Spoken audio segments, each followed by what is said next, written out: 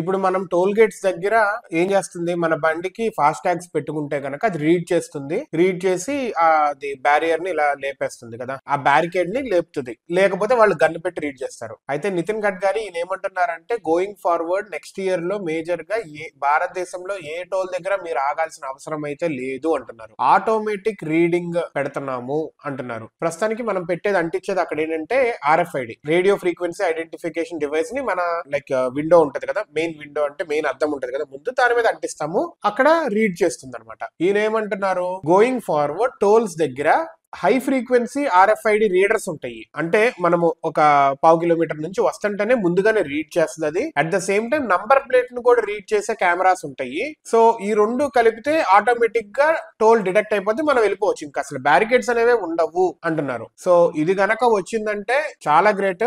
ఈ జామ్స్ మనకి మెయిన్ గా ఈ గచ్చిబౌలి ఓఆర్ఆర్ దగ్గర ఎప్పుడైనా దసరా తర్వాత సంక్రాంతి తర్వాత అంతెందుకు మామూలప్పుడు కూడా ఒక్క బండి ఆగింది అంటే గనక ఇక పూర్తిగా వెనక ఒక పావు గంట 10 నిమిషాలు ఆగిపోతా ఉంటుంది. So this is a very good thing.